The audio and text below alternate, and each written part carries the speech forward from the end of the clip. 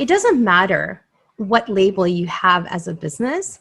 What matters is your business practices. And what matters is how you are creating a corporate culture in your business that speaks volumes about who you are, the values that you uphold as a person and in your life, and the values that you want your company also to be representative of. But it also speaks volumes about, how you're treating others in your business and how your business will then thrive or not thrive, because eventually it does collapse if there is mistreatment or if there is something that is just not sitting well with others properly, right? So I'm going to kind of go through 8 different things that you can do. Now, some of these are legal, some of these are just good business practices, and some of them might be controversial even, but I don't care, because this, I think, is important for people to hear. It's important to have those hard conversations. You can feel the discomfort that some people have, but unless you talk about those discomforts, or unless you talk about those hard conversations, you can't improve and you can't make your space better. And I know ultimately all of us want to have a very good business. We want our business to thrive. And so this is one way to do that. Okay, so let's get started. So number one is really having the knowledge of what your business is like, right? And the industry that you're in, and also the state that you're working in, or the state that your business is registered in. If you have registered the LLC or the corporation, what are those state laws? Is it at will, or is it for cause when it comes to termination? How do you terminate in your business, or how do you terminate in your state? And so those are things that you need to know, have a working knowledge of it. And then you also need to really be inclusive. And so that kind of goes to the laws as well, and having a working knowledge of the laws. So in general, federal laws applies. And so you cannot be racist or discriminating towards any protected classes, right? So protected classes can be gender, race, religion, things like that. But we have a responsibility as humans, for humankind, and then also as business owners, to really extend that unbiased and to extend the inclusivity towards other classes that may not be protected, or towards other people or types of people that may not be protected. And so what happens is that when your company has a trend that they're following, unknowingly maybe, or knowingly, and that trend becomes pretty evident when you have other people who are just as good to be promoted, in fact, more qualified than the other person sitting next to them to be promoted, and probably more loved also sometimes in the company, but yet they're not promoted. And so when that continuously happens over and over again, or when somebody's overlooked over and over again, that becomes a trend, and that just truly looks bad. So I would suggest, number one, is to know the legal of your business, of your industry, of the state that you're in, and also the federal government. Like know the legal, the laws that apply, and the basic running knowledge of what you should and should not be doing, right? If you need to contact an HR company for doing that, you can outsource that, talk to a lawyer also, but start that process in the beginning. So you're integrating those policies from the beginning. You're integrating what is acceptable and what is not acceptable from the beginning, rather than trying to go back in and clean up the mess. Don't do that. Like, even if you're a company that's already been started, you're like 5 years into it, you can absolutely sit down and look at what's happening and take an audit of the way the company trends are going, how you're hiring, how you're firing, how you're promoting, how you're overlooking, how healthy is that side of your company. And then once you do that, you'll kind of get a better picture of where you stand. And you might be wonderful, or you might need improvement. But either way, it doesn't hurt to start with that step, right? So number 2, build into your business operations policies where you can touch base, where you can have performance evaluations with your employees. This is so important, and I'll tell you why. This is important because a lot of times you have issues with your employees. You have things where you're like, oh my gosh, I just can't believe that they're doing this. And you don't talk about it. And if you don't talk about it, 1, they'll never know that there's a problem. 2, you're just going to become like this dormant volcano that's going to erupt in like nobody knows when, right? So it's very important to have these conversations and have them regularly. Have them maybe twice a year or every quarter or at least once a year. Got to have it. And the reason is because when you have these performance evaluations, you are able to touch base. You're able to talk about expectations that you have from your employee and the expectations that you have for your business. And you're able to talk about how amazing they're doing in the areas that they are amazing in. And you're able to talk about healthy criticism, healthy ways of telling them this area needs improvement. This area is not up to par, and it's not up to par because of this, and we need improvements in this area. So you're giving them notice. That's the whole point. You're giving them notice of where they need to improve. You're not letting them all of a sudden, you're just like, okay, I'm just going to fire you. Now, if you're an at-will state, that might work. But if you're not an at-will state, that's not going to work. That's not going to cut it, actually. And so you're going to need to have some type of paper trail, some type of records that is showing that you told your employee that this is a problem. You gave them a chance to cure the problem, to make it better, to improve it, but they didn't. And this problem was consistent. And so whether you're at will or for cause or, anything, it is important to have this documentation. And so have those conversations, have them put it into your, if you have a handbook for your business, which you should have a handbook, employee handbook. And that way they can, also see like where they need to improve and at least have a chance to improve if they need to.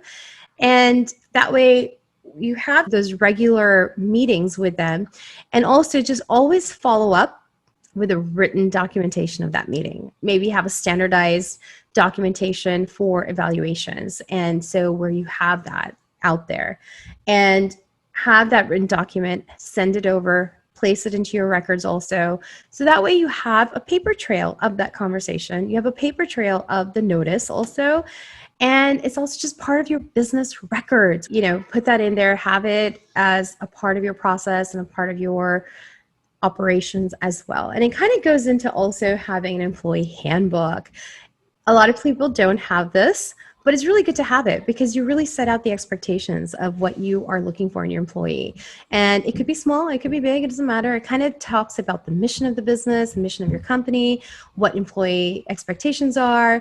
If you do have a dress code, why do you have that dress code? And what is the dress code, right? And so it helps them understand, and it also sets a standard operating procedure for your business.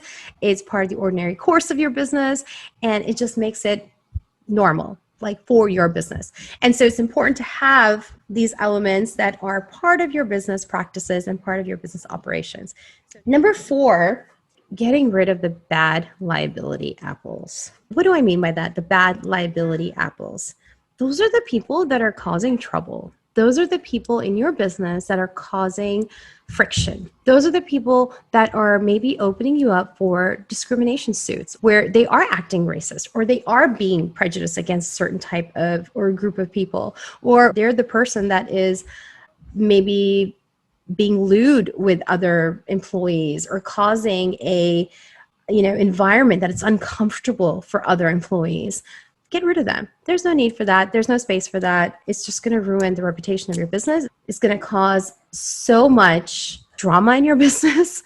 And it's just going to open you as a business owner and your company for a lot of lawsuits that you don't necessarily want to be a part of. And the fact is that if you know that somebody is like that and you just let it go and you keep on letting it go, you've kind of allowed it. You've given them space to do that, even if you have been told that it is something that's happening in your business and you don't do any actions or take any actions towards it. It can be damaging, especially if you all of a sudden do it knowing that there's a lawsuit coming your way and then you fire them because you already know that happened. It just looks bad. It looks bad. Optics are bad. Practices are bad. Nobody is stupid. Everybody knows what's happening. So it's very important that you get rid of the bad liability apples. Doesn't matter. I don't care if that bad apple is a family member. Get rid of that bad apple because it will bite you later on. It's not just going to rot everybody. It's going to rot and break that basket. You don't want that. So Get rid of those bad liability apples. Number 5, audit employee feedback. So now kind of going, tagging along with the bad apples, the audit and employee feedback is important because what happens is that you are getting employee feedback, you're listening to them, have maybe like little boxes where they can put employee feedback or concerns or opinions or, ideas. How do you want this to happen? Have this sprinkled around or give a safe space to your employees to have those conversations with you. I was the former president of my school's PTO, and you just never realize what kind of things can come up to your plate. And sometimes, we were in a place where we realized that a lot of our school's teachers and admin and leadership didn't have recourse. They didn't know who to talk to because there were some people in higher level that made it impossible, that made it uncomfortable, that made it really painful to have those conversations. And it created a corporate environment that was so toxic that it trickled into the parent community. It trickled into the students. And that's unacceptable because we don't realize what can happen when we're not listening. And what's important is to listen to our employees. What's important is to listen to the community that we're serving. And if we are not listening, we cannot improve. So have an ear close to the ground. Have an ear close to where your employees are. Put out those opinion boxes, concern boxes. Keep an open door policy if you would like to. Have a place where they can have a safe conversation with you and they don't feel any type of recourse or retaliation, which retaliation is against the law, by the way, FYI. So have a place for that, because once you start doing that, you'll also see where the bad apples are. You'll also see whether that bad apple is a person or whether that bad apple is a policy that's existing in the office. Get rid of it. Get rid of it in your business. And so it's really important to audit your business at least twice a year and see where you're going. So get employee feedback, send out surveys, very intentional surveys that are not biased, surveys that are not just pro your company, but surveys that ask the hard questions. Because I tell you, everybody can read through that. People can see through it. And if you don't return the survey information also, or give hey, have a town hall meeting with your team, talk to them about it. Even if you're a team of 2 people, you never realize how much you can improve in your business when you take the time to pause and listen. Number 6 is incorporating employee appreciation activities, creating team building activities, creating days where you're just celebrating them, celebrating the hard work, celebrating a successful project, celebrating a big win, having something in your business also where you do okay, we celebrated a win, and sometimes people have ringing of the bell in their offices, or they have a treat day. Just something where your employees are truly seeing that you really appreciate them. Don't hold back on your compliments. Be generous. Be exploding in abundance with your compliments to your employees and to your team. And so this kind of leads me to the final thing, which is employee contracts. I know some industries don't do it. They don't believe in it. A lot of health industries, shocking. There's no employee contracts there. But employee contracts are really good. At-will companies don't do them because they're at-will, so they don't want to kind of bind themselves into something.